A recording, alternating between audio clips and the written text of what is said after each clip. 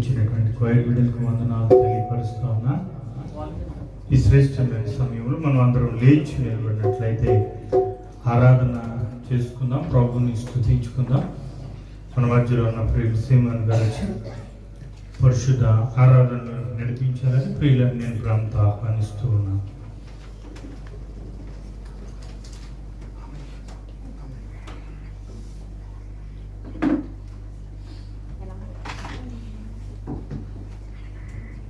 దేవుని నామానికి మహిమ కలుగును గాక.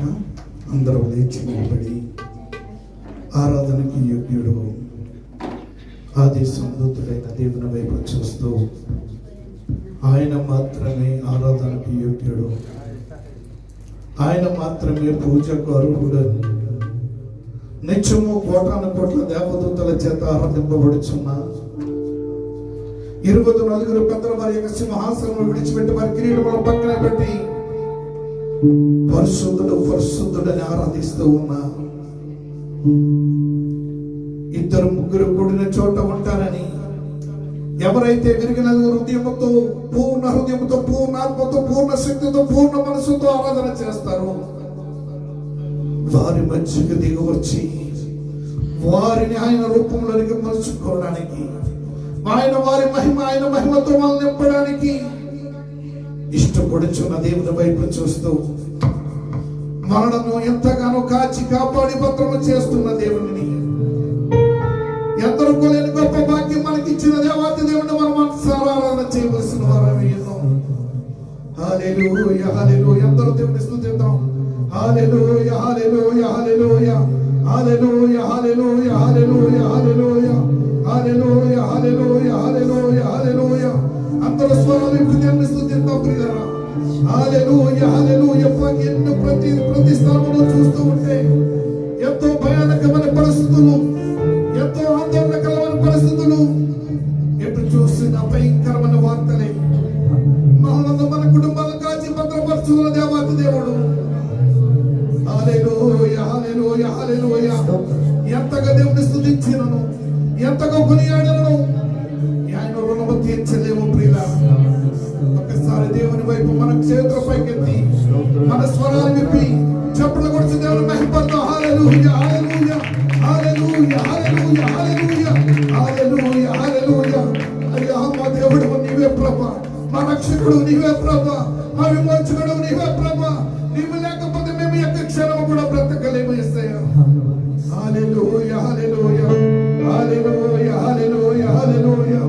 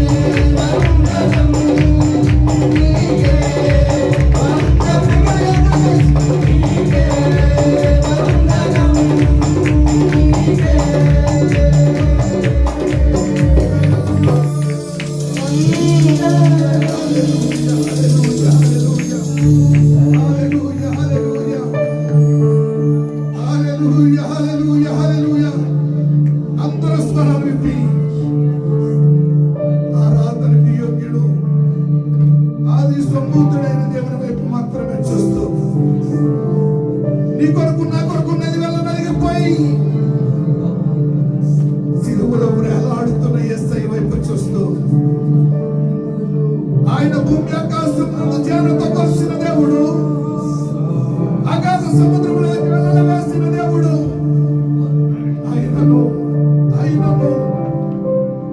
ఆయనను నీ కొరకు నా కొరకు సిలువలో వేలాడి ఆయన ప్రాణం పెట్టి ఆయన విలువైన శ్రేష్టమైన పరిశుద్ధమైన రక్తంతో నిన్ను నమ్ముకొని తండ్రి అయిన దేవునికి ఒక రాజ్యముగా, మరణని ఒక రాజులైన యాజక సమూహముగా నిలపాలని కోరుచున్న యేసయ్య వైపు చూస్తూ, ఆ సియోనులో నిన్ను చూడాలి యేసయ్య, ఆ సియోను శిఖరం పైన ప్రభు నిన్ను చూడాలి యేసయ్య. హల్లెలూయా హల్లెలూయా హల్లెలూయా హల్లెలూయా. శిఖరాగ్రమో నీ సింహాసనమాయెనా, సియోనులో నిన్ను చూడాలని ఆశ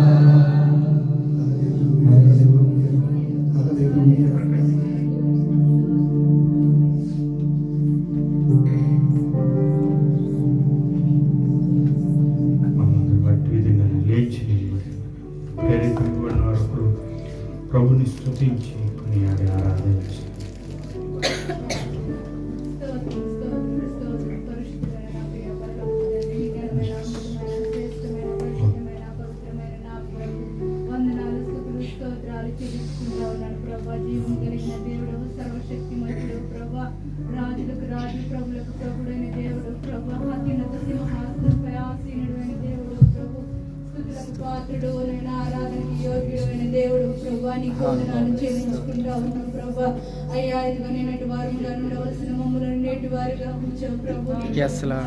అయ్యా, ఇదిగో తండ్రి నెలలో ప్రభు మొదటి వారంలో ప్రభు నీ సన్నిధిలో కనబడి నేను ఆత్మతో సత్యముతో ఆరాధించుకునే వారిగా మమ్మల్ని ఇచ్చిన విధానాన్ని బట్టి కూడా నీకు వందనాలు చెల్లించుకుంటూ ఉన్నాను ప్రభా. నీకు వందనాలు. మేమే పాటి వారము నాయన, అంతలో కనబడి అంతలో మాయమయ్య ఆవిరి వంటి జీవితం అయినప్పటికీ కూడా నీ కృపతో మమ్మల్ని జ్ఞాపకం చేసుకున్నందుకు వందనాలు చెల్లించుకుంటూ ఉన్నాను ప్రభా.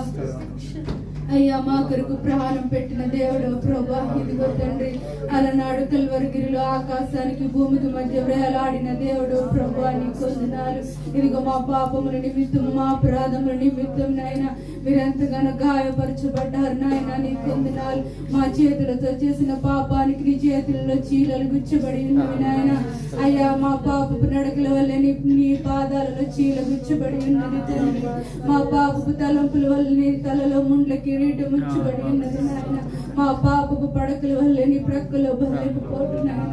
మేము నిలువెల్ల పాపులము కనుక నేను నిలువెల్ల నలిగిపోయావు తండ్రి. వీపు నేను ఆగటి చాలగా దున్నబడింది నాయన, నీకు వందనాలు. అయ్యా, గొప్ప దేవుడా, నీకు వందనాలు. ఏ పాపం ఎరుగని నీవు నాయన మా పాపముల కొరకు నాయన ఇదిగో కల్వరిగిరిలో ప్రభా, ఇదిగో ఆకాశానికి భూమికి మధ్య వేలాడి మా కొరకు ప్రాణం ఇచ్చిన దేవుడు. నీ మరణం ద్వారా మాకు ఇచ్చిన జీవమును బట్టి నీకు వందనాలు. ఈ రక్షణను బట్టి నీకు వందనాలు చెల్లించుకుంటూ ఉన్నాను నాయన. మీరు పునరుత్థానుడే మాకు ఇచ్చిన నిత్య జీవాన్ని బట్టి నీకు వందనాలు. నీ అమూల్యమైన రక్తం, నిర్దోషమైన రక్తం, నిష్కలంకమైన నీ రక్తాన్ని మా కొరకు చిందించి ప్రభా ఆఖరి రక్తపు బొట్టు వరకు మా కొరకు కార్చావు నాయన. అయ్యా, నీ రక్తం ధర్మము శుద్ధీకరించావు, మాకు విమోచనను దయచేసావు, మాకు విడుదలనిచ్చావు ప్రభు. అయ్యా, నీకు వందనాలు.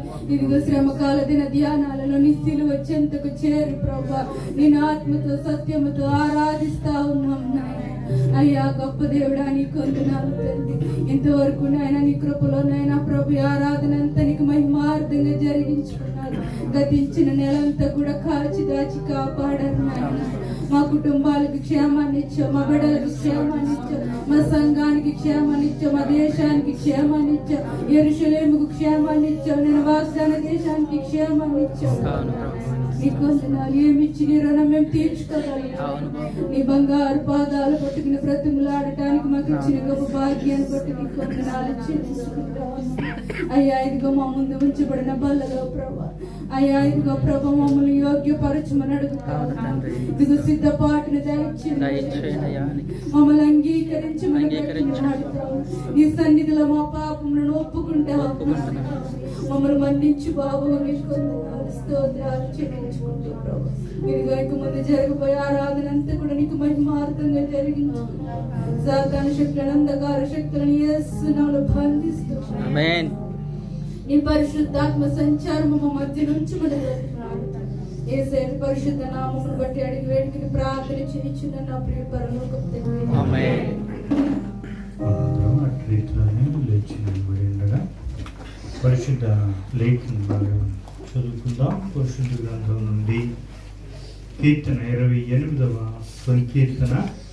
మన మధ్యలో ఉన్న పేరు సందీప్ గారు నేను ఆహ్వానిస్తా ఉన్నా. ప్రత్యుత్తరాలు చదివించాలని పేరు కోరుచు ఉన్నాను. 28వ సంకీర్తన.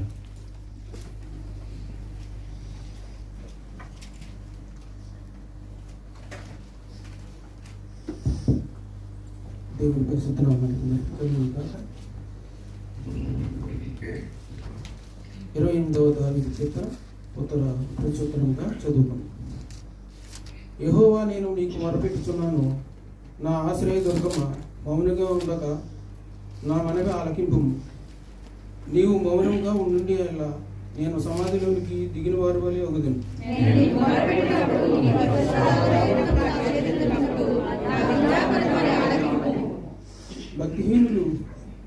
భక్తిహీనులను పాపము చేయవారిని నీవు లాగివేయినట్టు నన్ను లాగివేయకము.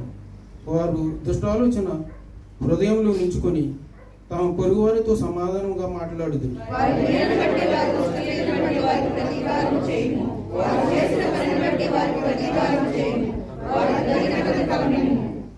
యెహోవా కార్యములను వారు లెక్కిపెట్టరు, ఆయన హస్తకృత్యములను వారు లెక్కిపెట్టరు. కావున వారిని వృద్ధిపరచక నిర్మూలము చేయును.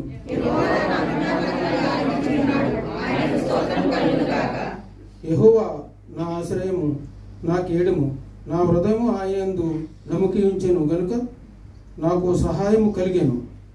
కావున నా హృదయము హర్షించుచున్నది, కీర్తనలతో నేను ఆయనను స్తుతించుచున్నాను.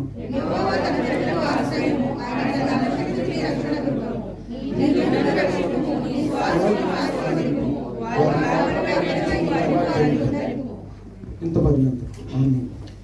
ప్రభుని స్తుతించిన పాస్టర్ గారికి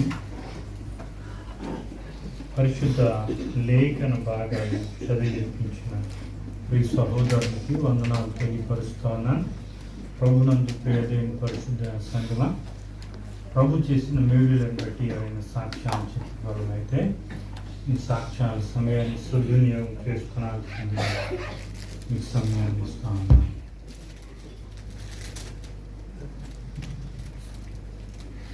మంచి సమయంలో మన మధ్య రెండు ప్రత్యేకమైన పాటలు ఉన్నాయి కనుక మొదటిగా ప్రియ సహోదరి గొల్లపల్లి విజయ గారు పాడుతూ ఉన్నారు.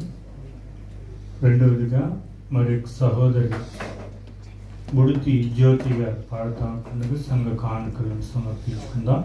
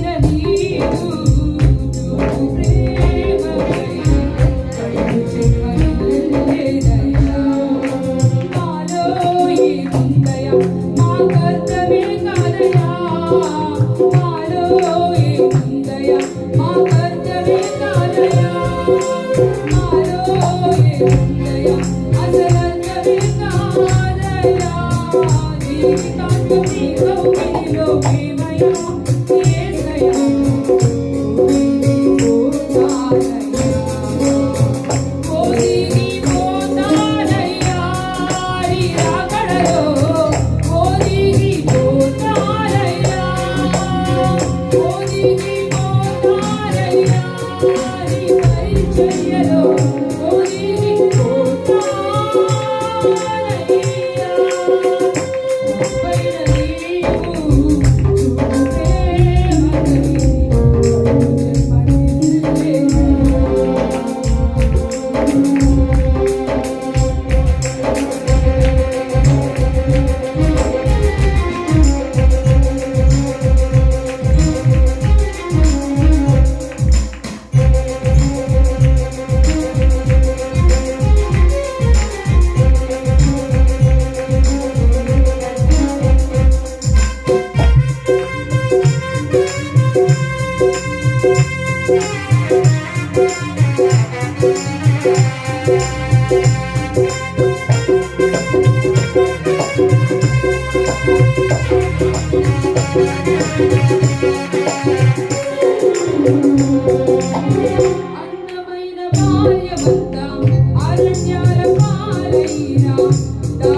Oh,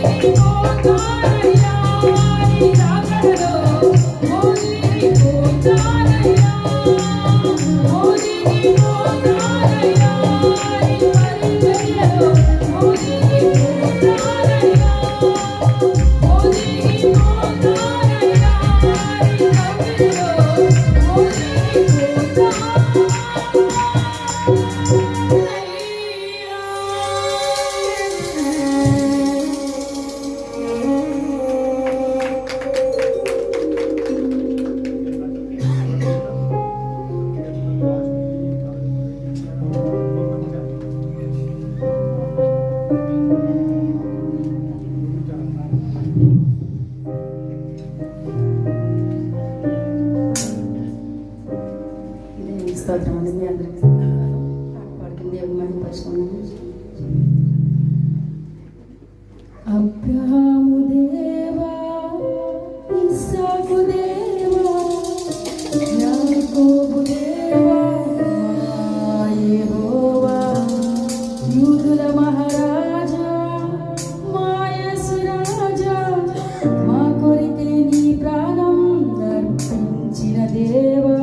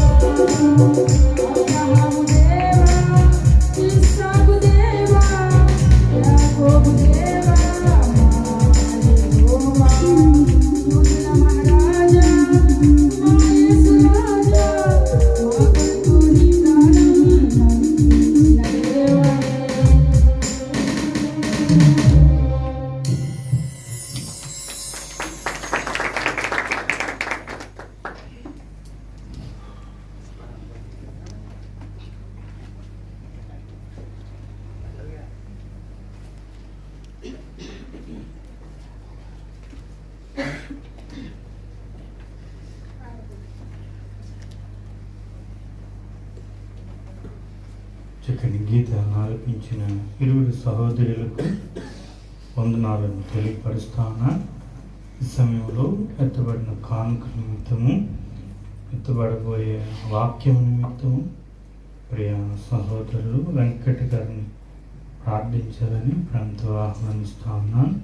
కళ్ళు మూసుకున్నట్లయితే ప్రియ సహోదరులు వెంకట గారు ప్రార్థన చేస్తారు.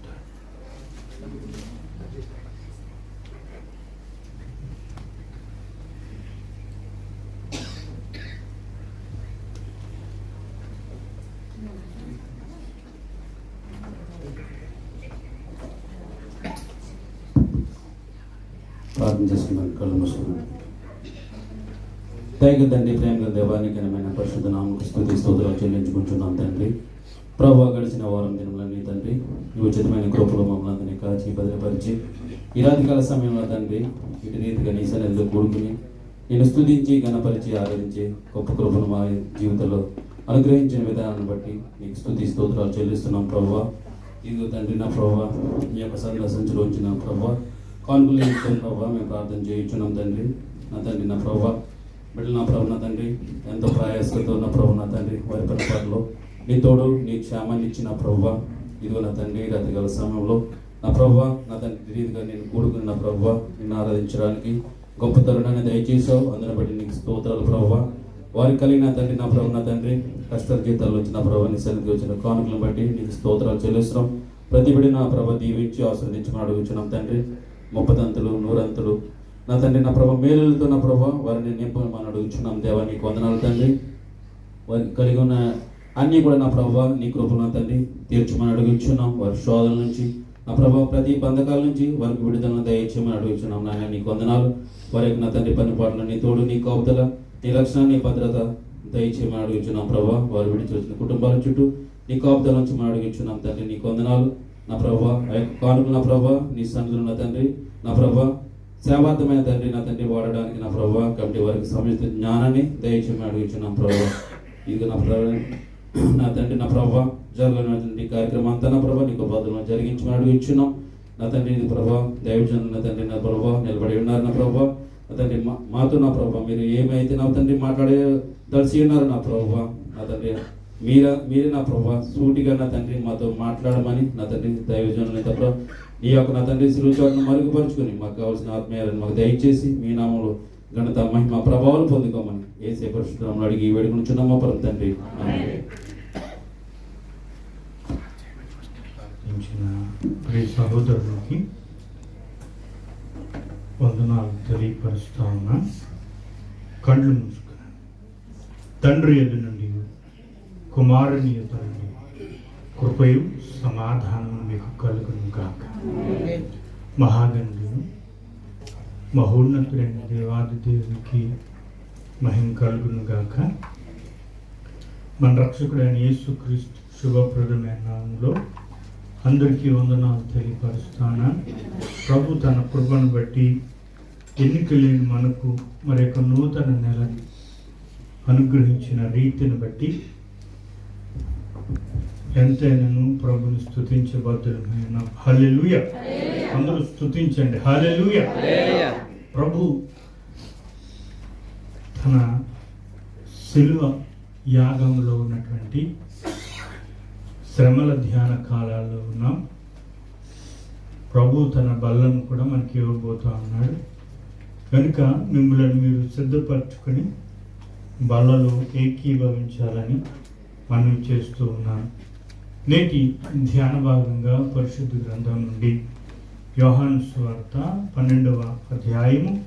దయచేసి బైబిల్ అందరూ తెరవటానికి ప్రయత్నించాల్సిందిగా మనం చేస్తున్నాను. ఎవరికైనా బైబిల్ లేకపోతే అక్కడ ఉన్నవి దయచేసి అందించండి. యోహాను సువార్త 12వ అధ్యాయం 25-26 వచనాలు ధ్యానించుకుందాం. లేదా అందరూ చూడండి, 93వ పేజీలో ఉన్న వాక్య భాగాన్ని చదువుతున్నారు.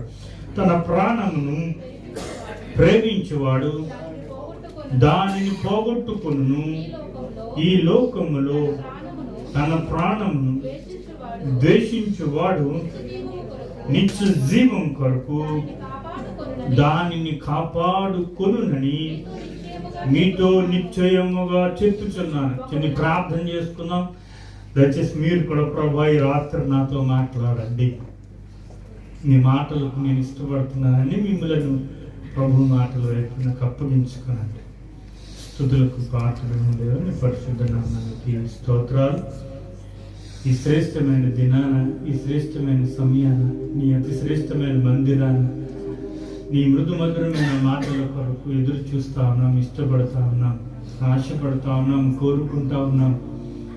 అయినా మాకు నూతన నెలనిచ్చారు, నూతన వాగ్దానాన్ని ఇచ్చారు, నూతన వాక్కుని ఇవ్వబోతూ ఉన్నారు, నూతనమైన నీ బల్లను కూడా ఇవ్వబోతా ఉన్నారు, నూతన మనుషులుగా మమ్మల్ని మార్చబోతా ఉన్నారు. సమయం మీది, స్థలం మీది. ఇప్పుడు వారందరూ మీ వారమే. నీ పక్షంగా నిలబడిన నేను అయోగ్యులను, భాగ్యులను నన్ను మన్నించి నా అతిక్రమములను తుడిచి నీ మాటను నా నోట ఉంచి నా హృదయ ధ్యానాన్ని మీ దృష్టికి అనుకూలపరిచి నాతో మాట్లాడి నీ ఆత్మ సహాయాన్ని అందించమని వినగలిగిన, ఒప్పింపగలిగిన, స్పందించగలిగిన మనస్సు చిన్ని సంఘానికి దయచేయమని యేసు శ్రేష్ఠ నామమున అడిగి వేడుకుంటున్నాం. ప్రియ పరమ తండ్రి. ఆమేన్. మహాగణుడును మహోన్నతుడైన దేవాది దేవుని స్తుతిస్తూ మన సంఘ సభ్యురాలు సహోదరి సుజాత గారి యొక్క భర్త గారు గడిచిన వారం ఇదే దినాన్ని ప్రభునందు దుబాయ్లో నిద్రించారు. గనుక ఈ దినం మరి ఆ యొక్క పార్థివ దేహం ఇంటికి రావటానికి, ఆ ఫ్యూనేరియల్ సర్వీస్ కూడా దేవునికి మహిమార్థంగా జరగటానికి ప్రభు ఇచ్చిన కృపను బట్టి ప్రభుని స్తుతిస్తా ఉన్నాను. ఆ దీన కుటుంబం దుఃఖసాగరంలో ఉండగా కుటుంబం అంతటిని ఓదార్చువాడు ప్రభువు గనక ప్రభు తన ఉపశమనంతో, తన సమాధానంతో, తన ధైర్యంతో, తన ఓదార్పుతో కుటుంబం అంతటిని కూడా ఓదార్చును గాక. ఈ సమయంలో వాక్య భాగంలోనికి మనం వెళ్దాం. యోహాను సువార్త 12వ అధ్యాయం 25-26 వచనాలు ధ్యానం చేసుకోబోతున్నాం. చూద్దాం. తన ప్రాణమును ప్రేమించువాడు దానిని పోగొట్టుకొనును. ఈ లోకంలో తన ప్రాణమును ద్వేషించువాడు నిత్య జీవం కొరకు దానిని కాపాడుకొనునని మీతో నిశ్చయముగా చెప్తున్నాను. మహాగణులను మహోన్నతుడైన దేవాది దేవుని స్తుతిస్తూ వాక్య భాగంలోనికి మిమ్మల్ని ప్రేమతో ఆహ్వానిస్తా ఉన్నాను. యేసు ప్రభువారు తన యొక్క చిట్ట చివరి అంకము దరిచేరుచున్న దినాలలో, అనగా ఆయన రూపాంతరం అయినటువంటి తర్వాత దినాలలో ఆయన జరగబోయే విషయాలను గురించి, ఆయనకు ఏమి జరగబోతున్నదో అటు విధంగానే భవిష్యత్తులో ఆయనను వెంబడించు వారికి ఏమి జరగబోతున్నదో రెండు విషయాలను మిళితం చేసి ఒక్క వచనంలో చెప్తా ఉన్నారు. రెండు విషయాలను మిళితం చేసి ఒక్క వచనంలో చెప్తా ఉన్నారు. సాధారణంగా మనం వింటున్నటువంటి మాట ఏమిటి అని అంటే, అప్పటికి ఒక 6 రోజులు పస్కా పండుగ అనబడిన పండుగ 6 రోజులు ఉన్నది, ఇక చాలా దగ్గరగా ఉన్నది అనమాట. అది చివరి పస్కా పండుగ యేసుక్రీస్తు ప్రభు వారికి. ఆ చివరి పస్కా పండుగలో ఆయన మాట్లాడుచు కొన్ని విచిత్రమైన విషయాలు అడుగుచున్నది ఒకటైతే, చెప్పుచున్నది ఆయన పొందబోవు మరణాన్ని గురించి, ఆయన చనిపోచున్న రీతిని గూర్చి, ఆయన సమాధిని గూర్చి, ఆయన పునరుత్థానాన్ని గూర్చి చెప్తున్నారు యేసు ప్రభువారు.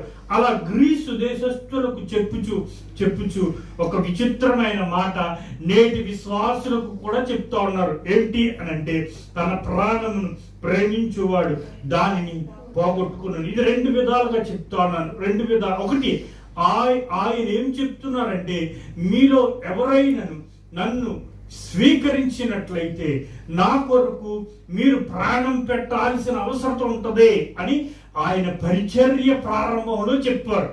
మొట్టమొదటి వాక్యమును, మొట్టమొదటి ప్రసంగాన్ని ఆయన ప్రారంభిస్తూ కొండ మీద బీటిట్యూడ్ అని పిలుస్తాం, అనగా గలిలయలో ఉన్న కొండ మీద ఆయన ప్రారంభిస్తూ మత్తయి సువార్త 5వ అధ్యాయం 11వ వచనం నుంచి చదివినట్లయితే ఒక్కసారి చూడండి. మత్తయి సువార్త ఆయన మొదటి ప్రసంగాన్ని ప్రసంగించి 11వ వచనాన్ని 5వ అధ్యాయం 11వ వచనాన్ని చదువుతున్నారు. మొట్టమొదటి ప్రసంగంలో ఆయన ధన్యతలను గూర్చి చెప్పిన తర్వాత ధన్యతలు ముగించిన వెంటనే ఏం చెప్తున్నారంటే, ఇదిగో ఎవరి నిమిత్తము, ఎవరు యేసుని అంగీకరిస్తారో, ఎవరు యేసు ద్వారా రక్షణ పొందుకుంటారో, ఎవరు యేసుని రుచి చూస్తారో, ఎవరు ఆయనలో బాప్తిసం పొందుతారో వారికి ఏం చెప్తా ఉన్నాడంటే, ఇదిగో మీరు నన్ను అంగీకరించారా, మీరు నన్ను రుచి చూస్తున్నారా, మీరు నన్ను బాప్తిసం నా పేరు మీద తీసుకున్నారా, అయితే మీకు అన్ని ఏమి రావంటే ఆశీర్వాదాలు వస్తాయి కానీ అవి కాదు, ఆరోగ్యాలు వస్తాయి కానీ అవి కాదు, సుఖాలు వస్తాయి అవి కాదు, ధనధాన్యాలు వస్తాయి అవి కాదు. మీకు వచ్చేవేంటో తెలుసా, మీకు ఎదురు పడేవేంటో తెలుసా అని ధన్యతలు చెప్పిన వెంటనే వచ్చిన మాట ఏంటో తెలుసా, యేసు నిమిత్తము. ఎవరు వాళ్ళు? ఏ జనులు అంటే ఈ లోక సంబంధమైన, పరలోక సంబంధమైన వారు కాదు, ఆత్మ సంబంధమైన వారు కాదు. ఏ సంబంధులు అనగా ఈ లోక సంబంధమైన జనులు ఏం చేస్తారంట, మొట్టమొదటిగా నింద వేస్తారు. అంటే అది నిజం కాదు, నింద అది నిజము కాదు. మొట్టమొదటిది ఏంటో తెలుసా, నిందలు వేస్తారు. రెండవది ఏంటి, నిందను నిజము చేసి ఆ హ్యాండిల్ చేస్తారు. మ్యాన్ హ్యాండిలింగ్ అంట, చూసారా, అంటే కొట్టడం, హింస ప్రారంభిస్తారు. తర్వాత ఏం చేస్తారంటే సరిపోదని ఇంకొక ఇద్దరిని సాక్ష్యం పెడతారు. ధర్మశాస్త్రం ప్రకారం ఇంకొక ఇద్దరిని, అది నిజమే, మేము కూడా చూసాం, నిజమే ఇది అన్నాడు, నిజమే ఆడు వెళ్ళాడు, నిజమే ఆడు చేశాడు. ఎందుకని తర్వాత చదవండి.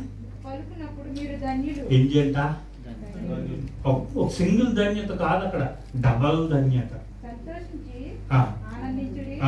పరలోకమందు నీ ఫలము డబుల్, సింగిల్ కాదు.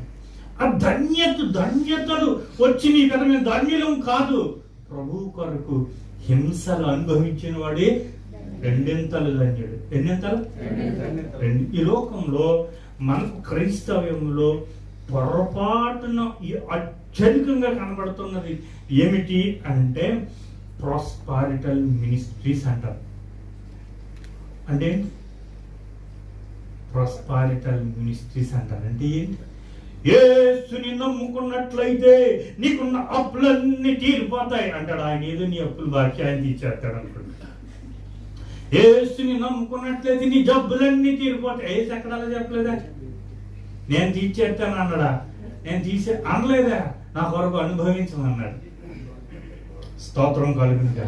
ఆ తర్వాత ఇంకా చూసినట్లయితే యేసుని అంగీకరించిన మనకు ఎదురయ్యేవి ఏమిటి అని అంటే ఆయన నిమిత్తం శ్రమలు. ఎక్కువగా మనం చెప్పుకున్నప్పటి నుంచి ప్రతి వారం చెప్పుకున్న మాట, అత్యధికంగా నా నోటి నుండి వచ్చే మాట ఏంటో తెలుసా?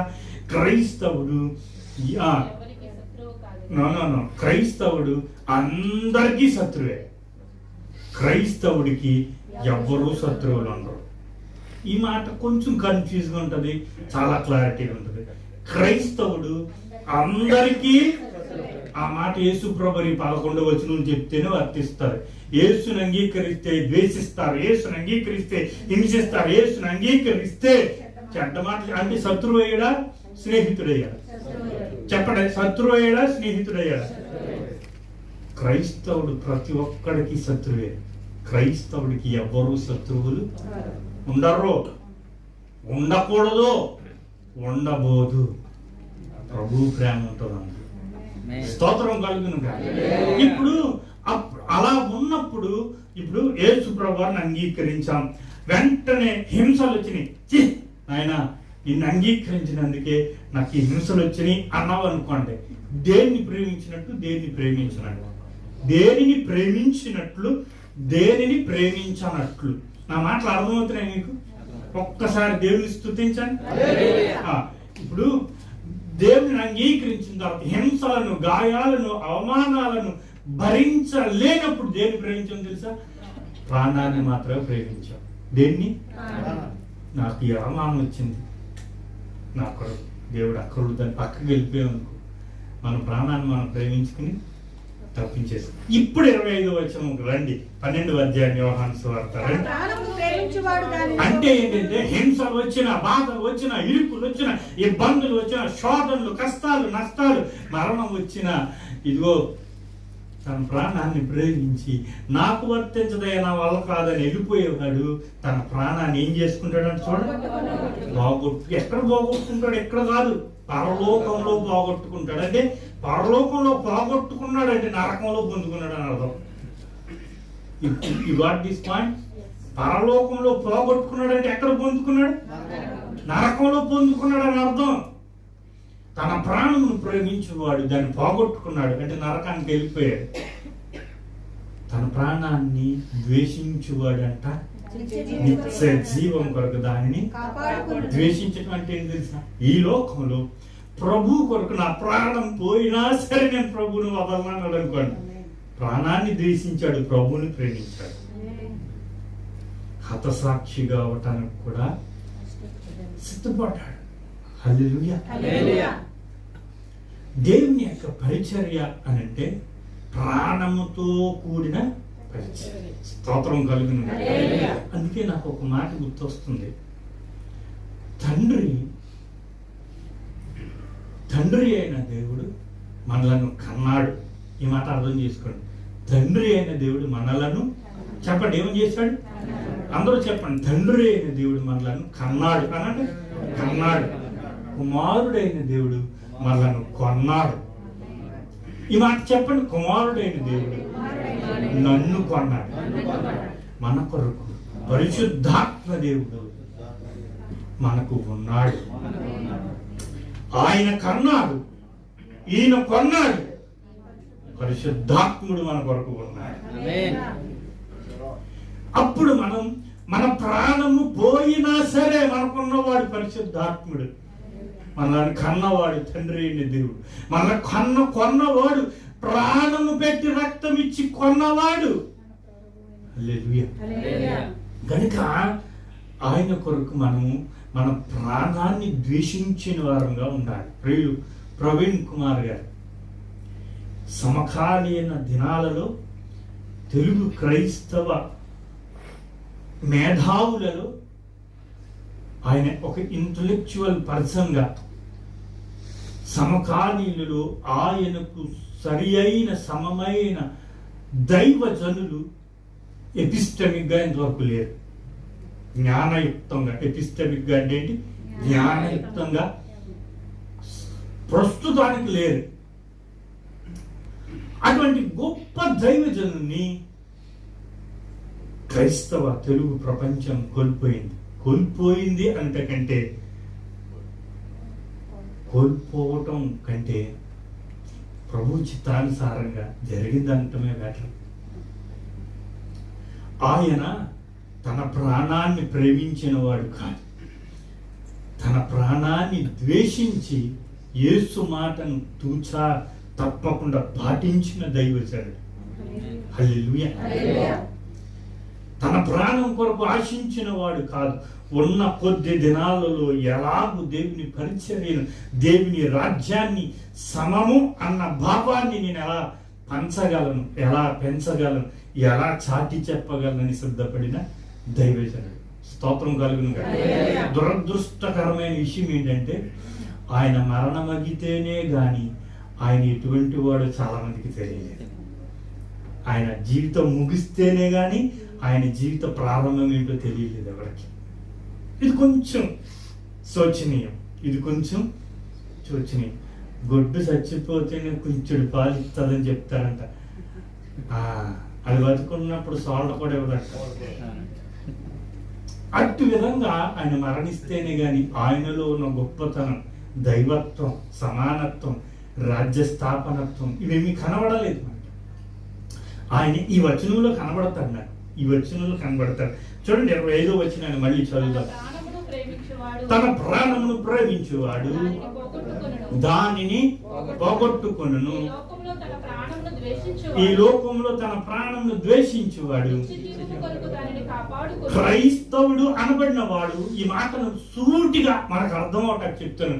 క్రైస్తవుడు అనబడిన వాడు తాను దేవుని కొరకు స్థిరమైన, యథార్థమైన, పరిశుద్ధమైన, పవిత్రమైన, పరిశుద్ధాత్మ పూరితమైన, పరిశుద్ధ వాక్య సంబంధమైన జీవితాన్ని జీవిస్తూ ఉంటే ఆ వ్యక్తి నుండి 100 ఏళ్ళు జీవిస్తాడు అనబడినటువంటి గ్యారంటీ లేనివాడు. ఈ మాట అర్థం చేసుకోవడానికి ప్రయత్నం చేయండి. పరిశుద్ధమైన జీవితం, యథార్థమైన జీవితం జీవించాలి అని స్థిరంగా ఉన్న వ్యక్తి క్రైస్తవుడు 100 ఏళ్ళు జీవిస్తాడని అనుకొనవలసిన అవసరత లేదు. ఏదో ఒక సమయంలో ప్రభు కొరకు హఠాత్తుగా వెళ్ళిపోవచ్చు. హల్లెలూయా. ఆయన బ్రతికున్న ప్రభు కొరకే ఇప్పుడు పౌలు చెప్తున్న మాట, బ్రతికున్న పౌలు కొరకే చావైతే స్తోత్రం. అతనికి లాభమే. ఏంటి లాభం? నిత్య జీవం కొరకు తన ప్రాణమును ఏం పెట్టుకున్నాడు? నిత్య జీవం కొరకు తన ప్రాణం కాపాడుకున్నాడు. హల్లెలూయా. ఈ మాటను మొట్టమొదట ఆయన ప్రసంగం ధన్యతలైన తర్వాత వెంటనే చెప్పారు కదా. ఎవరు? యేసు ప్రభు. మీకు కొన్ని మాటలు చెప్తానే. యేసును అంగీకరిస్తే మనకి ఎక్కువ కలిగే శ్రమలు వస్తాయి. యేసు కలిగి ఉంటే, ఏం కలిగి ఉంటే? యేసుని ఎక్కువ సార్లు చెప్తారు. పడవలో ఉన్న తుఫాన్ వచ్చిందా రాలేదా? పడవలో ఎవరున్నారు? ఆయన ఉంటే రాకూడదే. మరి కుటుంబాన్ని ప్రేమించిన లాజరు చచ్చిపోకూడదే. మీరు అర్థమవుతుంది కదా. ఎప్పుడు ఉంటాయి శ్రమలు. యేసు ఉండాలి, శ్రమలను జయించాలి. యేసులో ఉండాలి, శ్రమలను జయించాలి. తాత్కాలికమైన శ్రమలు. హల్లెలూయా. అననుకూలమైన సమయంలో హఠాత్తుగా కుటుంబంలో కొందరిని కోల్పోతే ఎన్నడూ ప్రభుని స్తుతించకూడదు. ఆ కోల్పోయిన స్థితిని బట్టి ప్రభువుని మహిమకరంగా మహింపరచాలి. ఉంటే ప్రభు కొరకే జీవించాలి. హల్లెలూయా. ఇప్పుడు రెండోది చెప్తాను చూడండి. లూకాసు వార్తలో ఇక్కడ ఈ వచ్చిన సంబంధమైనది.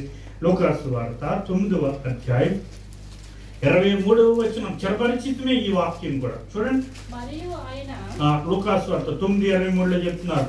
మరియు ఆయన ఎవరితో? అందరితో. బాగా అర్థం చేసుకో. ఎవరితో? అందరితో. ప్రభువుని అంగీకరించిన అందరితో అంటున్నాడు. ఏమని? ఎవడైనను. నన్ను వెంబడింప కోరిన ఎడల. ఈ మాట కొద్దిగా ఆలోచించిన. ఎవడైనను నన్ను వెంబడింప కోరిన ఎడల తన్ను తాను ఉపేక్షించుకొని. తన్ను తాను అంటే తన్ను తాను ఉపేక్షించుకోవటం అంటే ఏంటి? బాగా అర్థం చేసుకోవాలి. తన్ను తాను ఉపేక్షించుకోవటం అంటే ఏంటి? తనకు తాను పెద్ద విలువ లేకుండా చూసుకోవాలి. అంటే ఏంటి తెలుసా? నా ప్రాణం అయ్యి బాబోయ్ ఇలా అయితే ఏమైపోదు, నా అయ్యో ఇలాగైతే అయ్యో ఇలాగైతే అని కాదు. దేవుని కొరకు నా ప్రాణం పోయినా ఉపేక్షించుకునుట అంటే ఏంటంటే దానికి పెద్ద విలువ ఇవ్వకపోట. చూడు, తన్ను తాను ఉపేక్షించుకుని ప్రతి దినము. ఎవరి సిలువది? మళ్ళీ చెప్పండి అమ్మా. ప్రతి దినము తన సిలువనెత్తుకుని నన్ను. మీకు అర్థమవటానికి చెప్తానే, యేసును అంగీకరించిన వెంటనే నీ జీవితానికి తగ్గ సిలువ నీ భుజం మీద పెట్టాడు. నువ్వు మోయగలిగినంత సిలువ భారం ఏం పెట్టాడు? నీ సిలువ నీదే. సాధారణంగా అనుకుంటారు యేసై సిలువ నేను మోసేంటాను. పాపం ఆయన మోసుకోలేడు, పాపం ఆయన మీద జాలి ఎక్కువైపోయింది మనకి, మనం మోసేయాలి. ప్రభు అంటున్నాడు, నా సిలువ నువ్వు మోయొద్దు, నీకు ఒక సిలువ ఉంది.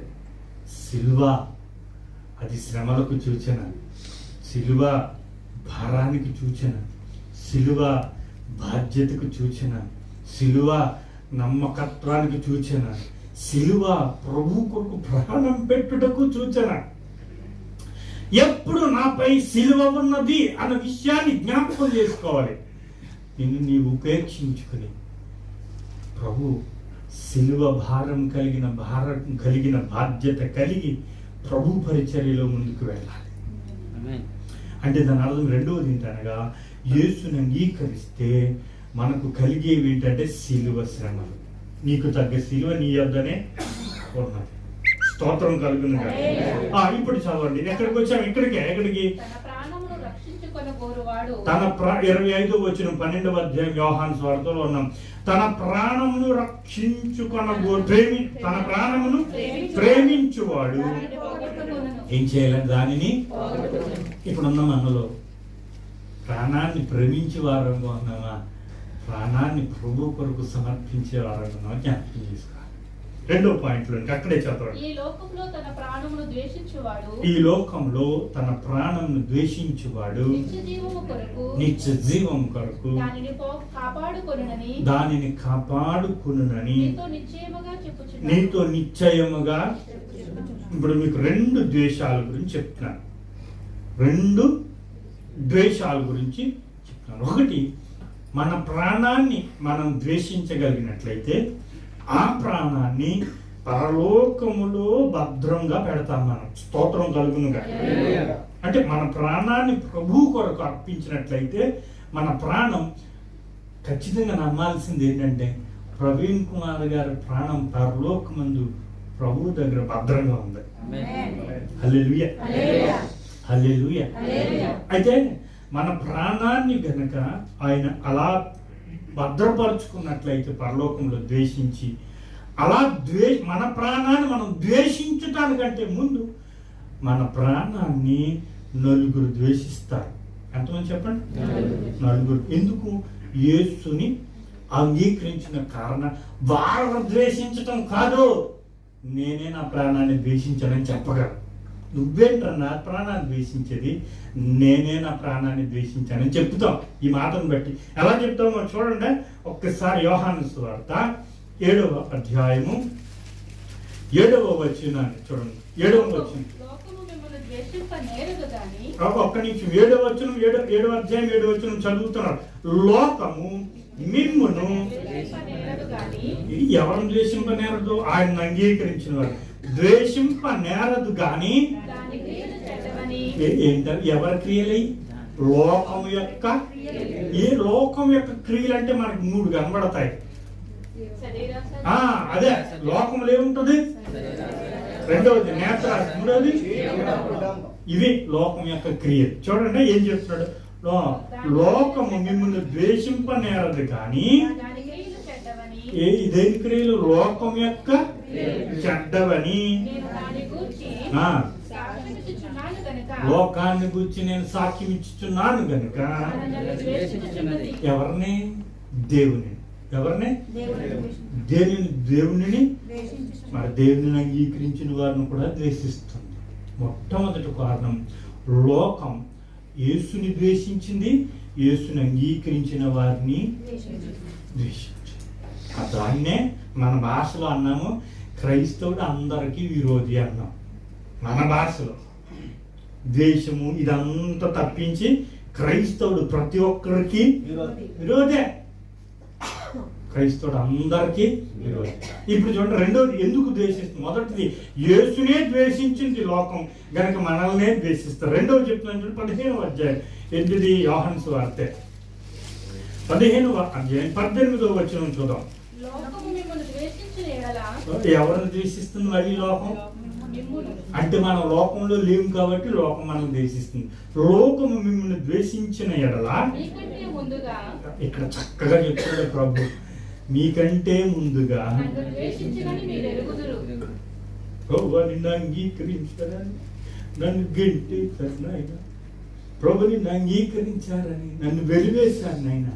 నిన్ను అంగీకరించారని నన్ను కొట్టారు నాయన అని అనుకుంటున్నారేమో. పౌలు దమస్కు మార్గంలో హింసించుటకు వెళ్తున్న పాటను గుర్తించుకున్నారా? అప్పుడు అంటున్నాడు ప్రభు, బాబు నిన్ను ద్వేషించారనుకుంటున్నారు కదా, నీకంటే ముందు నన్ను ద్వేషించారు. ప్రభు మన బాధ ఏం చెప్పుకున్నా సరే ప్రభు అంటాడు, నేను ఆ బాధని ఎరుగుతున్నా అంటాడు. ఆ బాధ రుచి నాకు తెలుసు అంటాడు. ఎవరు? ప్రభు. చూడండి, ఆ లోకము లోక ద్వేషించినట్లా మీకంటే ముందుగా నన్ను ద్వేషించినని నా ప్రభువే ద్వేషింపబడ్డాడు, నేను ద్వేషించే పెద్ద లక్కేంటి అని ధైర్యం తెచ్చుకోవాలి. హల్లెలూయా. మూడోది చెప్తాను, యోహాను సువార్త 15వ అధ్యాయం నెక్స్ట్ వచ్చిన మీరు లోక సంబంధులైన ఎడల మీరు లోక సంబంధులైన ఎడల, లోకము తన వారిని స్నేహించును. అంటే లోకం స్నేహం కలిగిన వారిని స్నేహిస్తుంది. అయితే మీరు లోక సంబంధులు కాదు. మనం ఎవరం కాదంట, లోక సంబంధులం కాము, పరలోక సంబంధులం. చూడండి ఏం చేస్తుందో. నేను మిమ్మల్ని లోకములో నుండి ఏర్పరచుకుంటున్నాను. స్తోత్రం కలుగునుగా, స్తుతించాలి.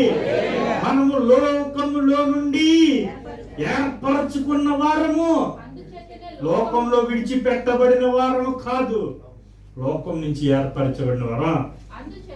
అందుచేత లోకము మిమ్మల్ని ద్వేషించుచున్నది. ఎందుకని? లోకంలోంచి బయటకు వేరుపడ్డాను. హల్లెలూయా. నాకు ఎందుకు ఒక్క మాట గుర్తొస్తుంది దీన్ని చూసినట్లయితే.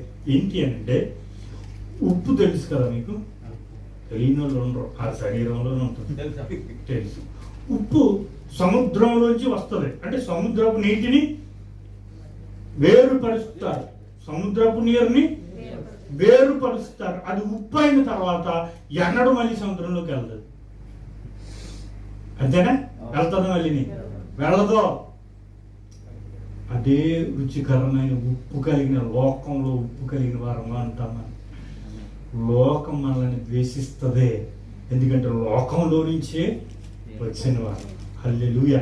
తిరిగి అన్నాడు, లోకంలో కలవటం అనేది జరగదు. లోకంలో కలవటం అనేది జరగదు. లోకము అంటే లోపభూయిష్టమైనది, అంటే కల్మషమైనది, అంటే ముప్పు కలిగింది. అంటే ఏంటి చెప్పండి? ఏం చెప్పాను? ఇలా 3 అక్షరాలు చెప్పాను, అర్థం చేయమంటే నేను ఒక్కడి నుంచి వెళ్ళిపోతున్నాను కదా. లోపభూయిష్టమైనది. లో అంటే ఏంటి? లోపభూయిష్టమైనది, కల్మషమైనది, ముప్పు కలిగింది. లోకము అంటే స్తోత్రం కలిగింది. మనకు లోపభూయిష్టం లేని వాళ్ళం ఇప్పుడు బయటకు వచ్చాం, కల్మషం లేని వాళ్ళం బయటకు వచ్చాం. ముప్పు లేదు, పరలోకం ఉంది మనకి. ముప్పు అంటే నరకం. హల్లెలూయా. ఇంకొక వచనం, 4వ వచనం ఎందుకు ద్వేషిస్తుంది చూడండి. యోహాను మొదటి పత్రిక 3వ అధ్యాయము 13వ వచనం. లోకం మనల్ని ఎందుకు ద్వేషిస్తుంది?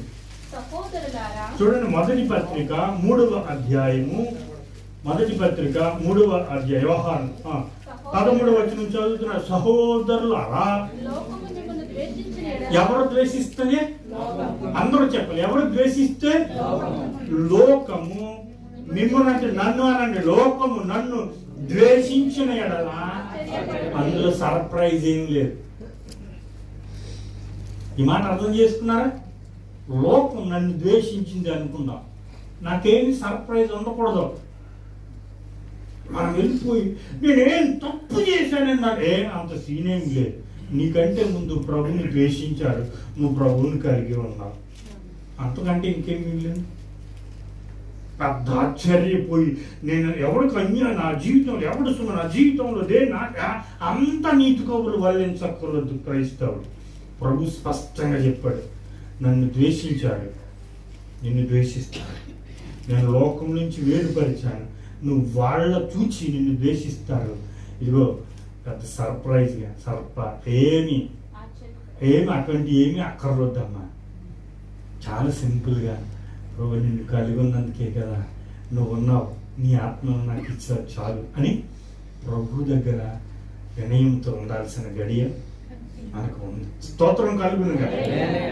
కొంచెం వచనం కిందకు వద్దాం. మరి లోకం మనల్ని ఎందుకు ద్వేషించిందో అర్థం చేసుకున్నారు కదా. ఎక్కడ? యోహాను సువార్త 12వ అధ్యాయం 26వ వచనంలోకి వద్దాం. చూడండి, 26వ వచనం. ఇది కొంచెం లోతుగా మనం వెళ్తాం ఈ వచనాన్ని. చూడండి, ఒకడు నన్ను, ఈ మాట అర్థం చేసుకోండి, ఈ మాట దగ్గర రాగండి.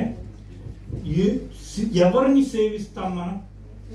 ఒకడు కరెక్ట్గా చెప్పండి, ఎవరిని సేవిస్తాం? దేవుడిని సేవిస్తాం. ఎవరిని చెప్పండి? బాగా ఎవరిని సేవిస్తాం మనం? ఇక్కడ ఎందుకున్నాం?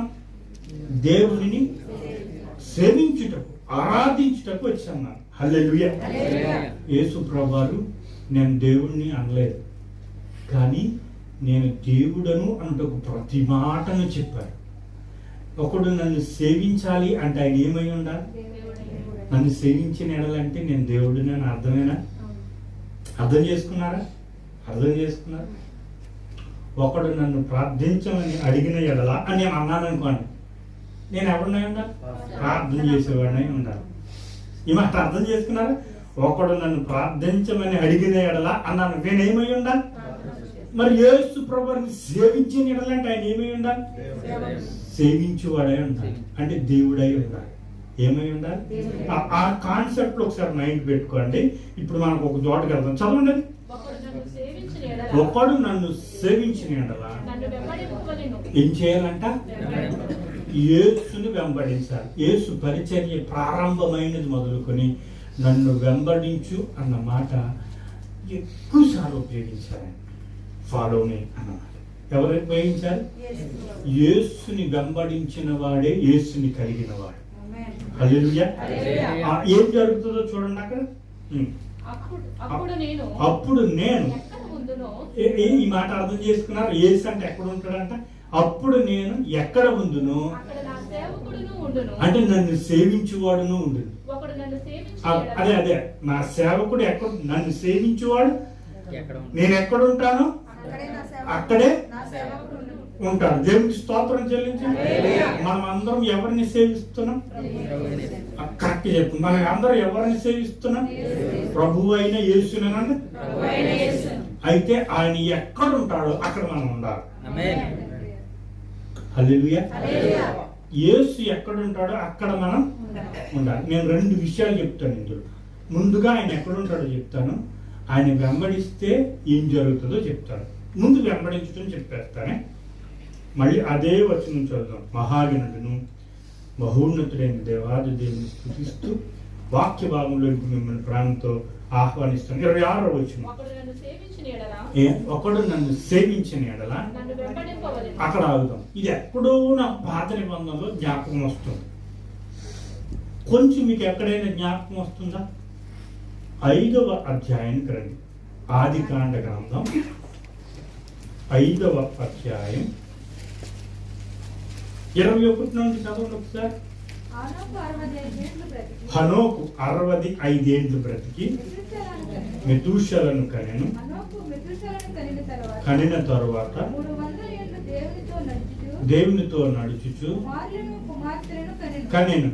హనోకు దినములన్నీ 365 ఏండ్లు హనోకు దేవునితో నడిచిన తర్వాత దేవుడు అతన్ని తీసుకుపోయిన కనుక అతను లేకపోయాను. ఆ వచనానికి ఈ వచనానికి నాకు అక్కడో సిమిలారిటీ కనబడుతుంది. చూద్దాం చూడండి మళ్ళీనే 26వ వచనం.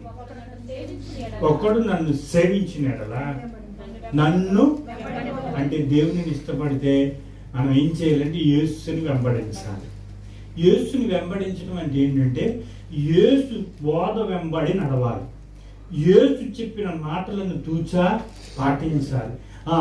యేసు యొక్క పరిచర్యను మనం కూడా కొనసాగించుట యేసుని వెంబడించుట. దేవుని స్తుతించాలి ఒకసారి.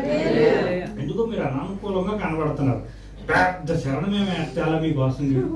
ఏమన్నా 10 లైన్లు ఉన్న చరణమేమో ఎత్తమంటారా? ఎందుకు నన్ను వెంబడించట్లేదు ప్రభువు మాటలను ఎందుకు కొంతమంది ఇష్టపడట్లేదు అనుకున్నాను.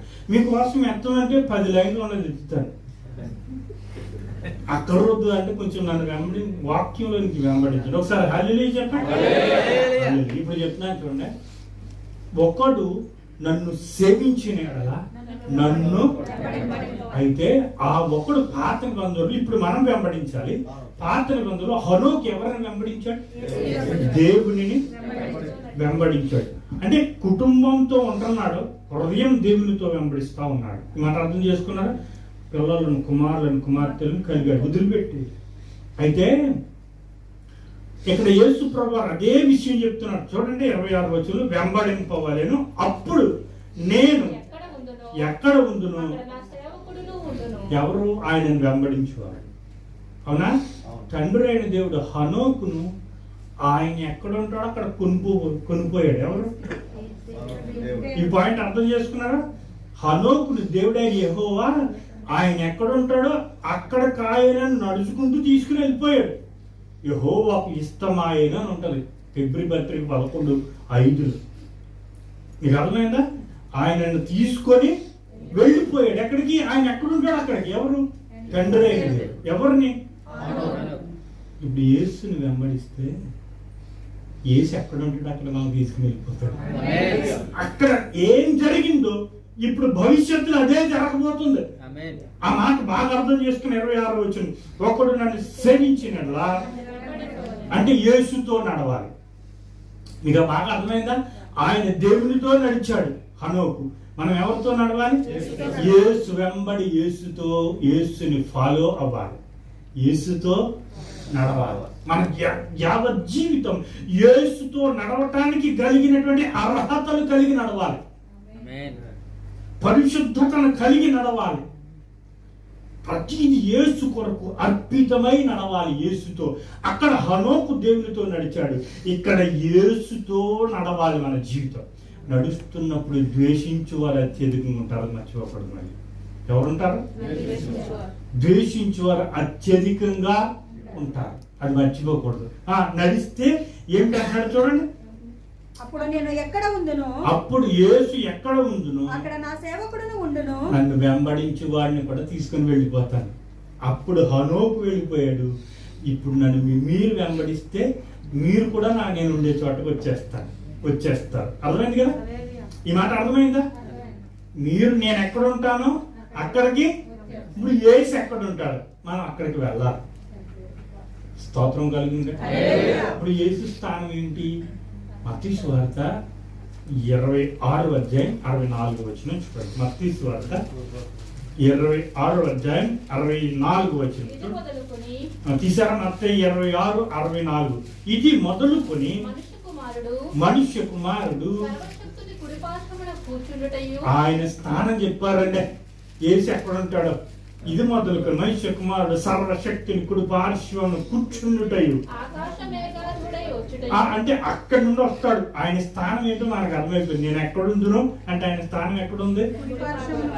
తండ్రి యొక్క కుడి పార్శ్వమున కూర్చుంటున్నాడు. ఎవరు? ఇప్పుడు నేను ఎక్కడుందును అక్కడ మేము తీసుకెళ్ళిపోతానంటే ఆయన ఎక్కడుంటాడు అక్కడికి తీసుకెళ్ళిపోతాడు. ఆయన కుడి పార్శ్వంలో ఉన్నాడు. ఎవరు? ఆ రాజ్యానికి, ఆ స్థానానికి, ఆ స్థలానికి ఆయనని సేవించిన వాడిని హనోకు వెళ్ళిపోయినట్టు మనం వెళ్ళిపోతాం. అప్పుడు హనోకు ఇక లేకుండేనే అంటాడు, మనం కూడా లేకున్నాం.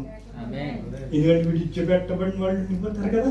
ఎందుకు ఈ మాట చెప్పుతుంటే హృదయం పులికిస్తా ఉంది, మనకే ధన్యత అనిపిస్తుంది. హల్లెలూయా. యేసు ఎక్కడ ఉంటాడో అక్కడికి తీసుకెళ్ళిపోతాడు, హనోకుని తీసుకెళ్ళిపోయినట్టుగా. రెండు అదే స్థలాన్ని మళ్ళీ చెప్తాననే 17వ అధ్యాయం యోహాను సువార్త 5వ వచనం చదవండి. 5వ వచనం. తండ్రి, లోకము పుట్టక మునుపు నీ యొద్ద నాకు ఏ మహిమ ఉండునో. అంటే ఆయన ఎక్కడ ఉన్నాడు గుర్తు వస్తుందా? లోకం పుట్టక మునుపు తండ్రి నీ యొద్ద నాకు బా ఎంత మహిమ, బా గ్లోరీ ఉండునో. ఆ మహిమతో నన్ను ఇప్పుడు నీ యొద్ద మహిమపరచుము. లోకము నుండి నీవు నాకు అనుగ్రహించిన ఇంకొంచెం కింద వస్తే అక్కడ కూడా 5వ వచనం అమ్మా చదవండి. లోకము నుండి నీవు నాకు అనుగ్రహించిన మనుషులకు నీ నామమును ప్రత్యక్షపరిచితివి. చాలండి, అక్కడే అంటాడు నీ యొద్ద నాకు ఎట్టి మహిమ ఉండి అంటాడు కదా. అంటే తండ్రి యొద్ద మహిమతో అక్కడికి తీసుకొని వెళ్ళిపోతాడు. ఎవరిని? నన్నంటే ప్రాబ్లం ఏంటో కొంచెం పక్కడు కలుపుకుంటే కానీ చూడరాలేనట్టుకున్నారు మీరు. అయ్యా నువ్వు వస్తావా, భయం వేస్తుందా, వెళ్తాకంటారేమో. నేను అని చెప్పడానికి ధైర్యం చాలట్లేదు ఎవరికే. స్తోత్రం కలుగునుగా. పరిశుద్ధాత్మతో అక్కడికి వెళ్ళిపోతాం మనం. హల్లెలూయా. ఎలా తీసుకెళ్ళిపోతాడు మనల్ని? ఇప్పుడు మనకి ఎవరు తీసుకెళ్ళిపోతారో తెలిసింది, ఎక్కడికి తీసుకెళ్ళిపోతారో తెలిసింది, ఎలా తీసుకెళ్తారో ఇదే 14వ అధ్యాయం 2వ వచనం యోహాను సువార్త చూడండి. 14 కలవు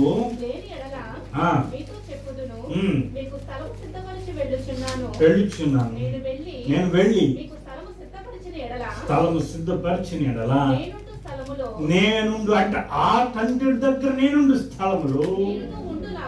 స్తోత్రం కలుగునుగా. ఆయనను సేవించిన ప్రతి వ్యక్తి ఎవరో చెప్పండి? ఆయనను సేవించిన, ఆయనను వెంబడించిన ప్రతి వ్యక్తి, ఆయనను ఇష్టపడిన ప్రతి వ్యక్తి. ఇక్కడ ఒక ట్విస్ట్ ఉంది, ఇక్కడ ఒక ట్విస్ట్ కలిపి ఉంది. ఆయన కొరకు ద్వేషింపబడిన ప్రతి వ్యక్తి. ఇక్కడ ఒక ట్విస్ట్ ఉంది. సేవించినంత మాత్రాన సరిపోదు, వెంబడించినంత మాత్రాన సరిపోదు. వస్తున్న ప్రతి ట్విస్ట్ను ఎదుర్కొని ప్రభు ప్రేమ నుండి హింసైనను, కరువైనను, ఖడ్గమైనను, వస్త్రహీనతైనను ఏదైనను సరే, పౌలు చెప్పాడు 8వ అధ్యాయం రోమపత్రికలో, ప్రతి దాన్ని జయించి యేసు కొరకు ముందుకు వెళితే ప్రభు ఎక్కడ ఉంటాడు అక్కడ మనల్ని తీసుకుని వెళ్ళిపోతున్నాడు. హల్లెలూయా. చూడండి, ఆ మాట చదువుకుని ముగిస్తాను. 2 వచనాలే అన్నాను, అందుకే చూడండి. 26వ వచనం చదవండి. 12వ అధ్యాయం 26. ఒకడు నన్ను సేవించిన ఎడల నన్ను వెంబడింపవలెను. నేను ఎక్కడ ఉందును అక్కడ నా సేవకుడును. ప్రభు వాగ్దానం చేసిన వాడు, నరునిగా దిగి వచ్చిన దేవుడు, నమ్మదగిన వాడు. నేను ప్రభుని సేవిస్తే నేను ఖచ్చితంగా ఆయన ఉండి స్థలానికి నన్ను తోడుకొని వెళ్ళగలిగిన దేవుడు అని విశ్వసించగలిగిన వారు. హల్లెలూయా. నమ్మదగిన దేవుడు నన్ను ఆరాధిస్తాము. చూడండి, నన్ను తోడుకొని వెళ్ళును అని చెప్పి ఇంకొక బెనిఫిట్ ఇస్తున్నాడు. ఏంటో చూడండి. అప్పుడు నన్ను సేవించిన స్తోత్రం చెల్లించాలి. అందరూ స్తుతించండి. నా తండ్రి అతన్ని ఆయనను వెంబడించి, ఆయన సేవించి, ఆయన నుండి చోటకి వెళ్ళిపోతే ఇలా తండ్రి యేసయ్య వెనకాల మనం ఇలా నేను ఇలా ఊహించుకుంటున్నానే, మీరు కూడా నా ఊహ వెంబడి వచ్చేయండి. యేసు ప్రభువారు వెంబడి మనం అందరం ఇక్కడ ఉన్నాం, మనం అందరం ఆయనతో పాటు అక్కడ ఉంటే యేసు ప్రభువారు పెద్దగా కనబడుతుంటే మనం ఆయన వస్త్రపు చెంగులోంచి ఏ తండ్రి అయిన దేవుని ఇలా ఇలా చూడాలని ఆశపడతాం, ఆత్రుతో అనమాట. యేసు ప్రభువారు తల్లి కౌగిట చీరలో నుంచి పిల్లలు తొంగి చూసినట్లుగా ఆనందం మనకి. తండ్రి దగ్గర చూస్తుంటే అలా తండ్రి పిల్లోడిని పిలిచి ఇలా పిలిచి అంత సంతోషించారు కదా. అలా తండ్రి అయిన దేవుడు నిన్ను ఇలాగ యేసు యొద్ద నుండి పిలిచి తండ్రి తొడ మీద పెట్టుకొని ఆడించినట్లుగా ఈ యెహోవా కనుక నిన్ను పిలిచి గణపరుస్తుంటే బా ఆ ఆనందం ఎక్కడ ఉండదు, ఎక్కడా కనబడదు, ఈ లోకంలోనే లేదు. అక్కడ తప్పితే ఆ ఆనందం ఘనపరుస్తాడు. ఆ ఘనత ఏంటో తెలుసా? మత్తయి సువార్త 24వ అధ్యాయానికి రండి, 34 వచ్చిన అనుకుంటున్నాను. ఇది మత్తయి సువార్త ఘనత ఏంటో. మత్తయి సువార్త 24 కదండి, 25 34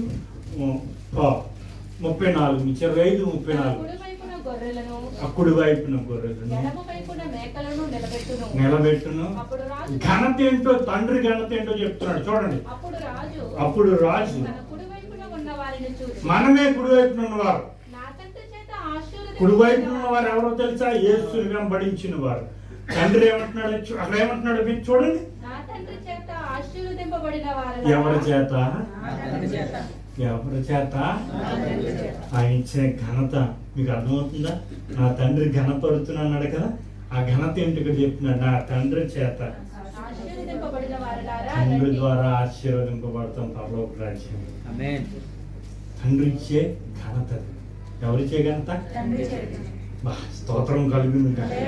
నా తండ్రి చేత ఆశీర్వదింపబడిన వారులారా, స్తోత్రం. లోకం పుట్టినది ఏంటంటే, లోకం పుట్టినది మొదలుకొని తండ్రి ఇచ్చే ఘనత ఏంటో చూడండి. లోకం పుట్టినది మొదలుకొని మీ కొరకు అది ఘనత. ఆయన ఇచ్చే రాజ్యాన్ని స్వతంత్రించుకుంటాం ఘనత. స్తోత్రం కలిగిన. నా మాటలు ముగిస్తూ క్షమించండి, యోహాను సువార్త 12వ అధ్యాయం 25వ వచనాన్ని చదువుకుని ముగించుకుందాం. తన ప్రాణమును ప్రేమించువాడు దానిని పోగొట్టుకొను. ఈ లోకంలో తన ప్రాణమును ద్వేషించువాడు కళ్ళు మూసుకొని నిత్య జీవం కొరకు దానిని కాపాడుకోడు. ఈ 2 వచనాలు మాత్రమే మనం ధ్యానించగలం. యేసు ప్రభువు చెప్తా ఉన్నారు, ఈ లోకం ఖచ్చితంగా మిమ్మల్ని ద్వేషిస్తూ ఉంటుంది. ఈ లోకం మిమ్మల్ని ఇష్టపడదు. ఎందుకంటే మీరు లోకం నుంచి వేరుపరచబడిన వారు. మీరు లోకం నుండి దూరపరచబడి లోకం మీలో ఉంది కనుక లోకులు మిమ్మల్ని అవమానపరుస్తారు, హింసిస్తారు, నిందిస్తారు, మిమ్మల్ని కొడతారు, మిమ్మల్ని చంపుతారు, మీ మీద నిందలు వేస్తారు, మీ మీద అబద్ధ సాక్ష్యాలు చెప్తారు. ప్రభుని రుచి చూసిన కారణాన్ని బట్టి, ప్రభుని కలిగి ఉన్న కారణాన్ని బట్టి, ప్రభు కొరకు నిలబడిన కారణాన్ని బట్టి నీవు కూడా అవమానం అని అనుకుంటావా?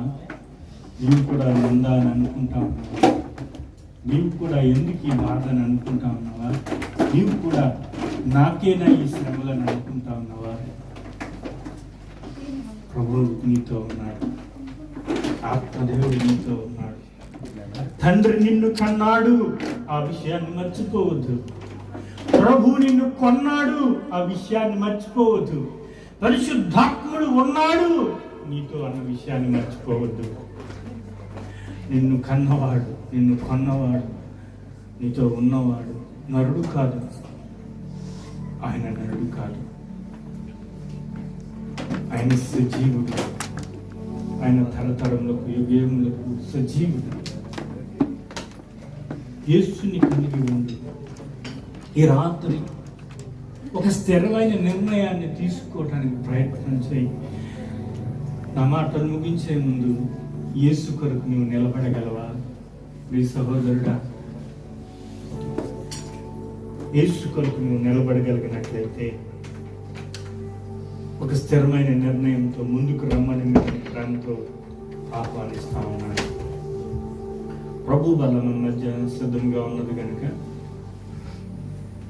ఎవరైనా సరే దయచేసి ప్రభు బల్ల ఎదుటి రండి.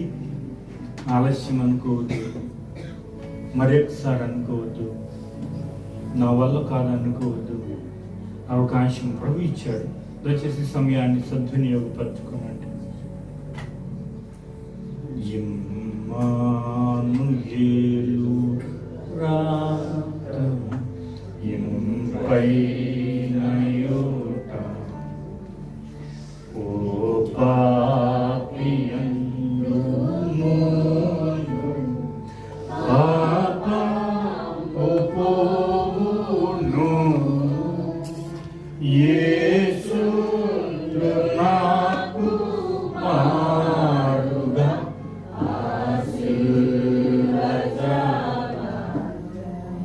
శ్రీ యేసు రక్తమేపుడు శ్రావించు నాకుగా ఆయుటము నీదొందయు ఆశుద్ధుడాయే నాటి పాపినిప్పుడు నేనాను యేసు నాకు మారుగా శ్రీ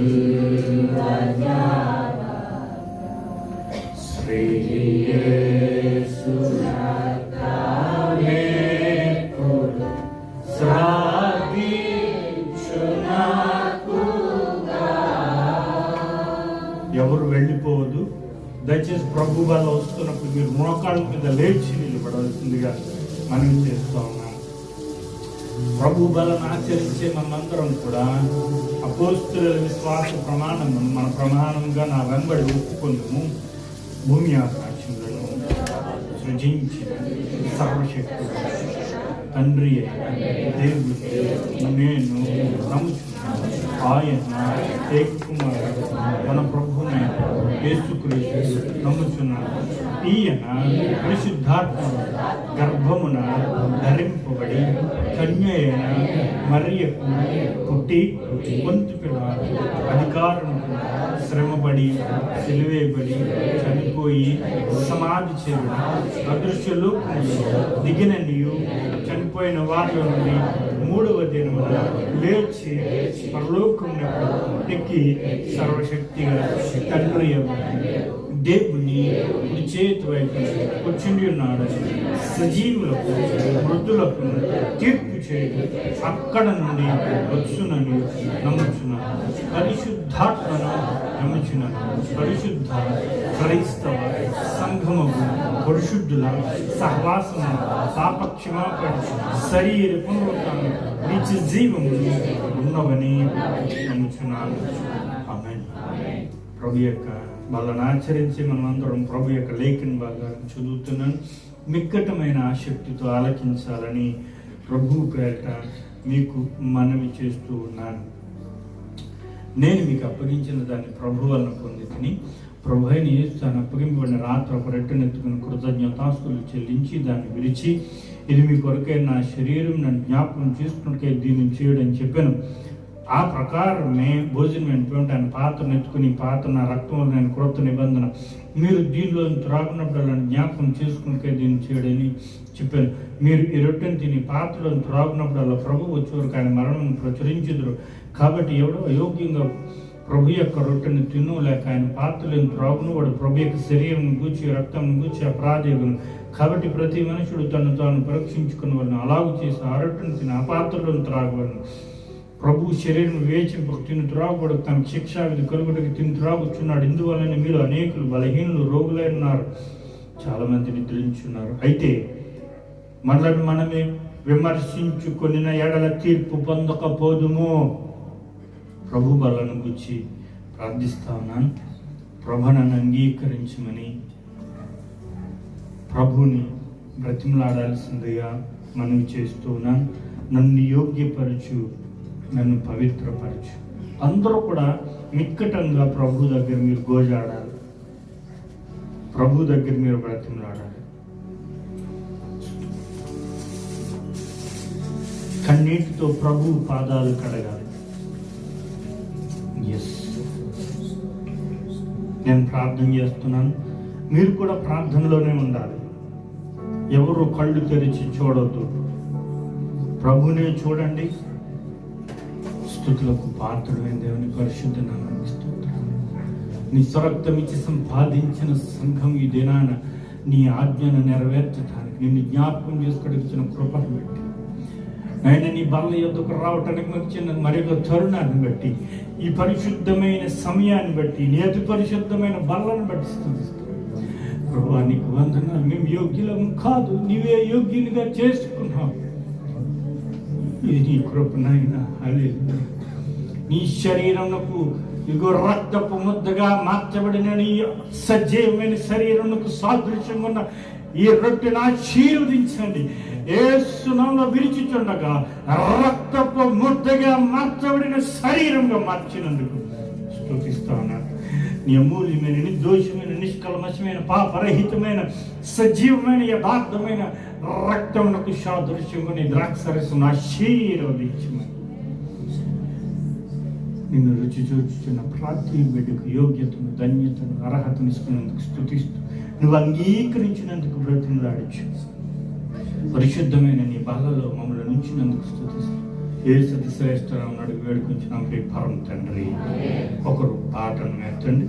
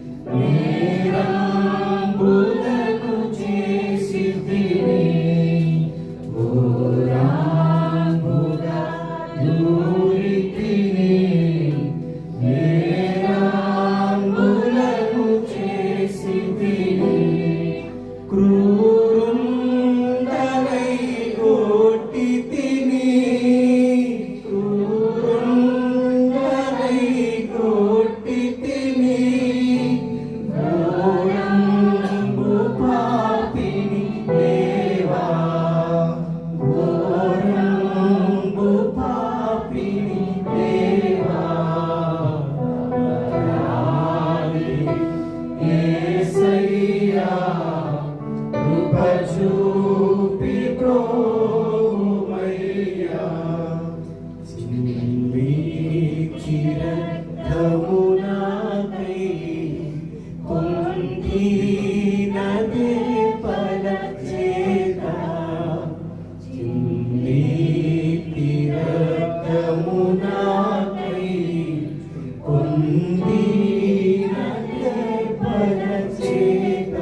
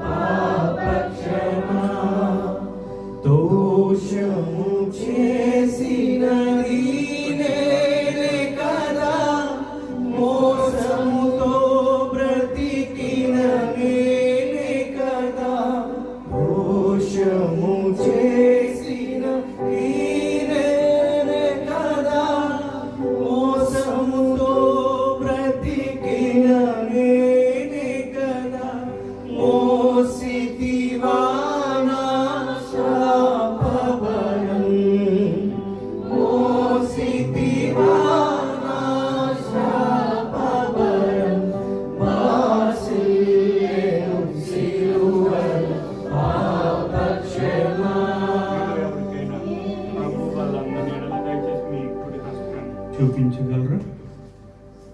రైట్. ప్రభు యొక్క బలను ఆచరించిన అందరి కొరకు ప్రార్థన చేస్తున్నా.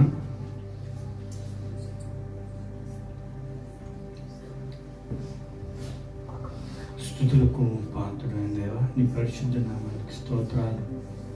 ఈ శ్రేష్టమైన దినం మా బ్రతుకులలో నిన్ను రుచి చూచు భాగ్యము మా జీవితాలకు, మా శరీరాలకు మీరు అనుగ్రహించిన రీతిని బట్టి స్తుతిస్తా ఉన్నాము. ఈ దినమంతటి శ్రేష్టం మాకు ఎక్కడ లేదు నాయన. ఈ దినమంతటి భాగ్యం ఇంకెక్కడ దొరకదు నాయన. మా శరీరాలను పవిత్రపరిచినటువంటి నీ పరిశుద్ధ బలను మాకు ఇచ్చినందుకు వందనాలు. మా జీవితం పరలోకమునకు సిద్ధంగా ఉంచినందుకు స్తుతిస్తా ఉన్నాం. ఎత్తబడుటకు యోగ్యంగా నీ శరీరం మాలో ఉంచినందుకు స్తుతిస్తా ఉన్నాం. జీవించే వారము మేము కాదు నాయన, మాలో మీరే జీవిస్తున్నందుకు స్తుతిస్తాను. ఇదిగో ఎందరైతే నిన్ను రుచి చూచారు, ప్రతి బిడ్డ శరీరాన్ని జయించు శక్తి, లోకాన్ని జయించు శక్తి, సాతానుని జయించు శక్తి యేసులో అనుగ్రహింపబడును కాక. పరలోక రాజ్యం వారికి అందరికి అనుగ్రహించిన బ్రతుకులాడుతాను ప్రభా. ఇదిగో ప్రత్యేకంగా వారి దేహములు ఎత్తబడటానికి మార్పు చెందబడును గాక నాయన. పరిశుద్ధాత్మను సమృద్ధిగా ఇమ్మని బ్రతిమలాడుతాను. మేము మా కుటుంబాలు, మా సంఘాన్ని సన్నిధిలో రావటానికి ఇదొక్కటే యోగ్యంగా ఆచరించటమని గుర్తెరగటానికి కృప దయచేయండి. ఇంకా నిన్ను రుచి చూడని బిడ్డలకు మరొక అవకాశాన్ని ఇమ్మని బ్రతిమలాడుతాను. ఇంతవరకు మాకు ఇచ్చిన భాగ్యాన్ని బట్టి, యోగ్యాన్ని బట్టి, ఇది గమ్యము, ఇది ఏ మాకు నిత్య జీవం, ఇది ఏ యోగ్యం, ఇది ఏ భాగ్యం, ఇది ఏ శ్రేష్టము, అందును బట్టి నేను స్తుతిస్తూ 2000 సంవత్సరాల క్రితం ఇచ్చిన ఆజ్ఞను ఈ దేని సంఘం ఆచరించడానికి ఇచ్చిన కృపను బట్టి స్తుతిస్తూ నేను గొప్ప చేస్తూ నేను మహింపరుస్తూ ప్రాణపడైన యేసునామమున అడుగుచున్న ప్రియ పరమ తండ్రి. ఆయన అనలేని శరీరము, ఆయన అనలేని రక్తం ఈ లోకంలోని దోషులనుగా చేసి ఆయన రాకడ పర్యంతము ఆయన జనన మరణ పునరుత్థానములను ప్రచురించుదము గాక. లేచి సమాధానంతో మీ స్థలంలో వెళ్ళి ప్రభు యొక్క వలన ఆచరించే మీకు అందరికీ కూడా నా యొక్క శుభాభినందనలను తెలియపరుస్తా ఉన్నాను. ప్రభు మిమ్మలను, మీ కుటుంబాలను దీవించును గాక. ఈ సమయంలో సెక్రటరీ గారు రిపోర్ట్ ఉంటే కనుక అందించాలని దాంతో ఆహ్వానిస్తా ఉన్నాను. ఈ దినానికి మరి మన ప్రేమ విందులో సహకరించినటువంటి ప్రియ కుటుంబం చైతన్య మాతాల కుటుంబానికి సంఘం తరపున వందనాలు. ప్రభు ఆ కుటుంబ